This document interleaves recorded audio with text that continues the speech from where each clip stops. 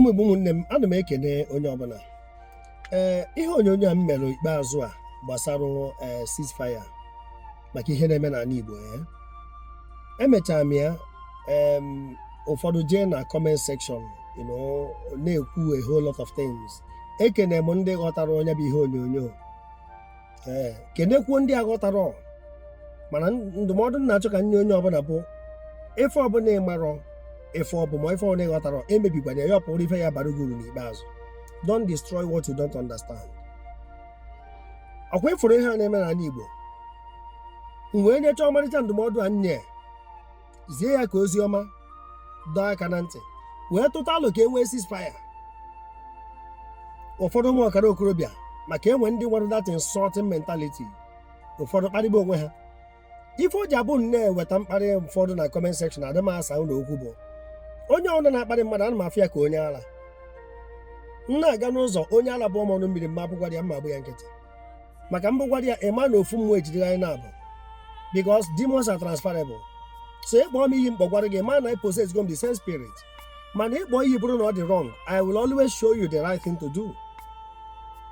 So abịa m ndụmọdụ maka ceasefire. Ụfọdụ sịwa m ka ebe nji wee kpọọ MNK ka ebe nji wee were afịa tinye ya. A na-ekwu okwu ụfọdụ ọ bụrụ maka okenye bụrụ nwata inye efe. Emezina onwe gị ofeke. Na m kwuru okwu sị nya distansị onwe ya nke ọ na-aba na-agba egbe niile asị na ahịa erelizi na ya na-akpọ ya afa. Onwe ebe nwa gị na-eme ife ọ bụna ife ọ na-eme adọrọ mma, ọ na-ekwu ọsị na abụ nwa onye abụ nwa onye a. I nwere ike ikwugodu yes na ife abụ nwa m, mana akwadoghị m ya n'ife ọ na-eme. You distance yourself from the evil doing. So ụdị egbe ọ na-agba na mmadụ na accusations and the counter accusations, ụdị ife ya na onwe ebe ahụ were sị mba na ife a o webugo mgbe o kwuru ya na agbarapụ ya na ọ ya akwụsị insecurity within 2 days. Mana nke bụ eziokwu na anyị gado aka na ana onye ji na ka isi na-ete aja. Anyị gado aka na ana sigbe ọnwụ o nwecha ndị mfụrụ sị na ọ ya nọ na prison wee kwuo ceasefire. Akwụnụfuru obodo a kemgbe anyị na-eche na Britain ya bịa tiri ya ọnụ onwe n'ife menụ. Ife niile abịa ife a na-alụ alụ.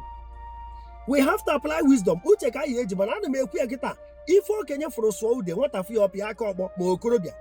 Ife a bụrụ ife eji okorobịa eme ewee na mkparị chụsasịa ndị okenye kwesịrị ịtụta alụ maka ụmụazị pụta ebe ụzọ gbara ya nọ ha jụọ ndị okenye ese.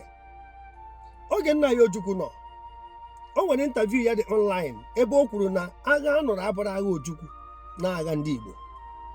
Ọ bụrụ individualistic ideology ka eji wee nụ agha. Otu a ka ọ dị na nke a na-eme na ọ bụrụ